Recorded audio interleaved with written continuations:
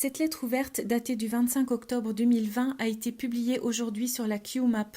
Elle est adressée à Donald Trump et signée par l'archevêque Carlo Maria Vigano.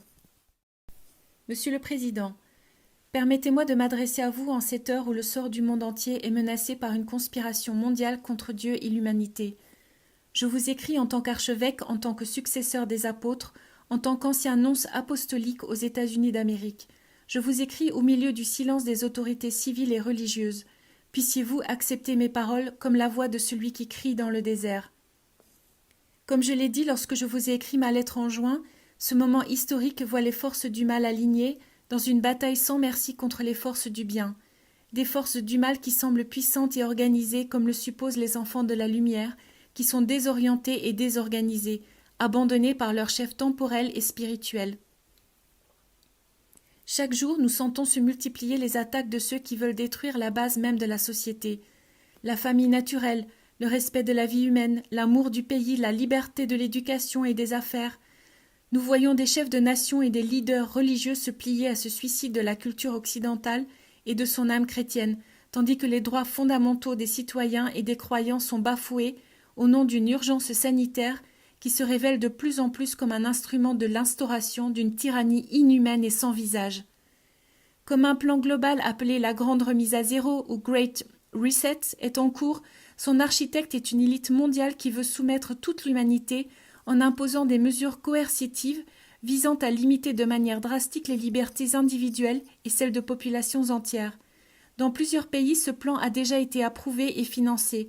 Dans d'autres, il en est encore à ses débuts. Derrière les dirigeants du monde qui sont les complices et les exécutants de ce projet infernal, il y a des personnages sans scrupules qui financent le Forum économique mondial et l'événement 201 en promouvant leur programme.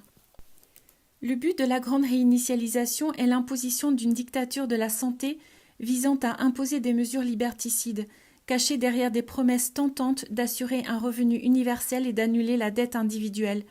Le prix de ces concessions du Fonds monétaire international sera la renonciation à la propriété privée et l'adhésion à un programme de vaccination contre les Covid-19 et 21 promu par Bill Gates, avec la collaboration des principaux groupes pharmaceutiques.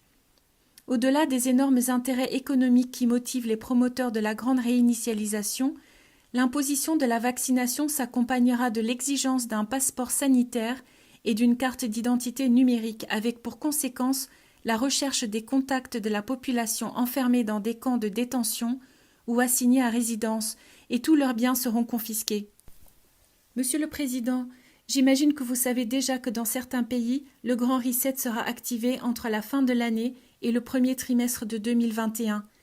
À cette fin, d'autres confinements sont prévus, qui seront officiellement justifiés par une deuxième et une troisième vague supposée de la pandémie.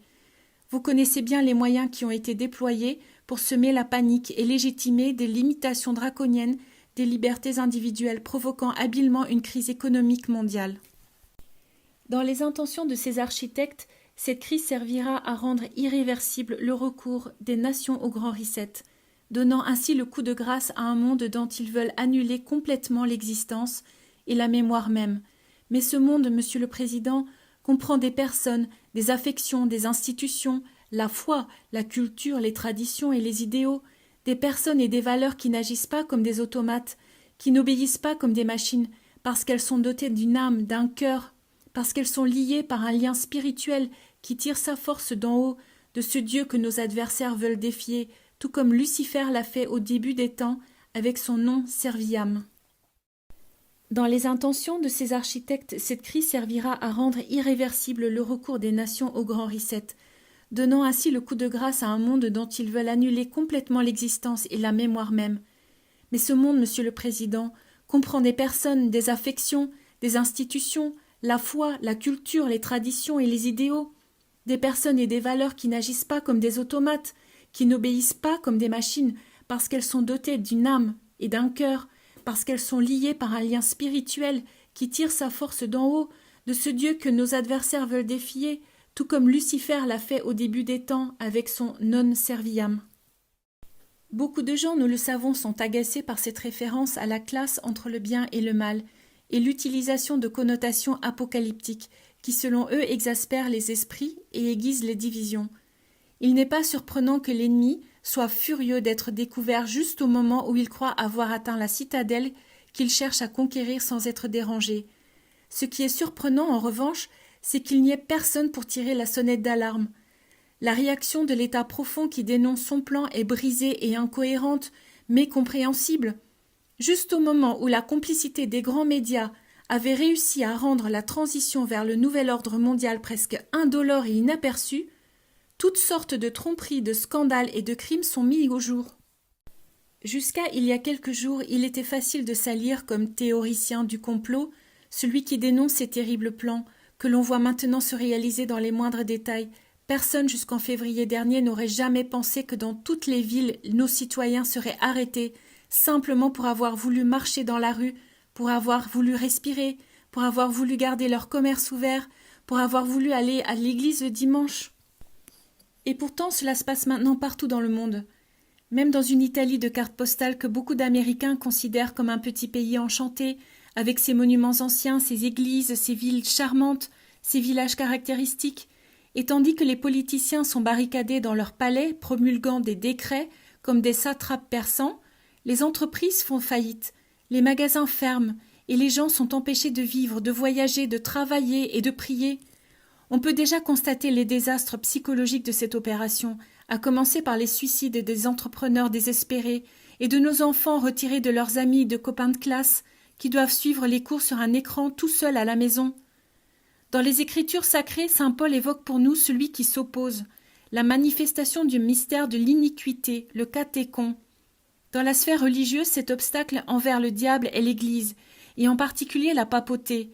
Dans la sphère politique, ce sont ceux qui empêchent l'établissement du nouvel ordre mondial. C'est maintenant clair, celui qui occupe le Saint-Siège de Saint-Pierre a trahi son rôle depuis le tout début pour défendre et promouvoir l'idéologie globaliste, apportant l'agenda à l'Église profonde qui l'ont choisi pour occuper ce poste. Monsieur le Président, vous avez clairement affirmé vouloir défendre la nation, une nation sous la protection de Dieu, les libertés fondamentales et des valeurs non négociables qui sont reniées et combattues aujourd'hui. C'est vous, cher Président, celui qui s'oppose à l'État profond, à l'agression finale des enfants des ténèbres. Pour cette raison, il est nécessaire que les personnes de bonne volonté comprennent l'importance historique de cette imminente élection, pas tant pour la préférence pour tel ou tel programme politique, mais pour l'inspiration générale de l'action que vous incarnez, dans ce contexte historique particulier, le monde, notre monde, qu'ils veulent supprimer avec le confinement. Ceux qui se rassemblent autour de vous avec foi et courage sont ceux qui vous considèrent comme la dernière garnison contre la dictature mondiale.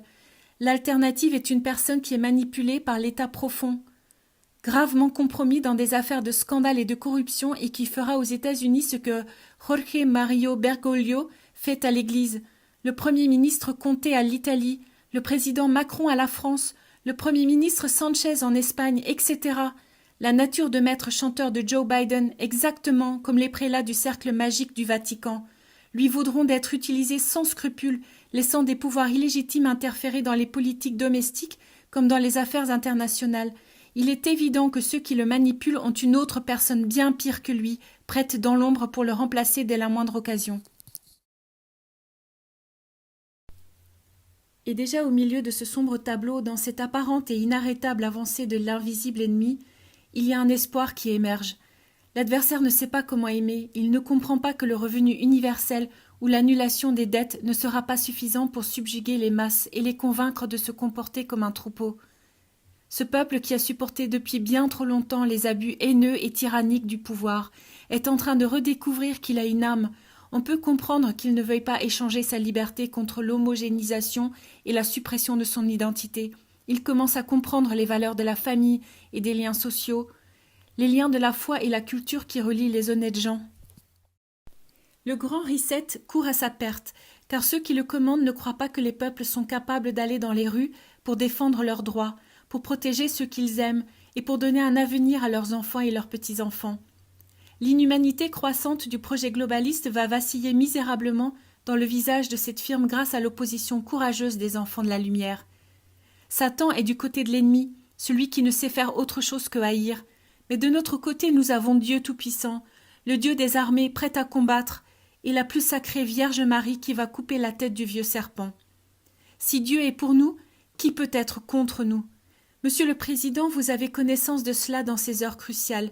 Les États-Unis d'Amérique sont considérés comme le rempart contre la guerre déclarée par les avocats du globalisme. Placez votre foi envers le Seigneur. Soyez renforcés par les mots de saint Paul. Je peux tout faire en lui, ce qui me rend plus fort.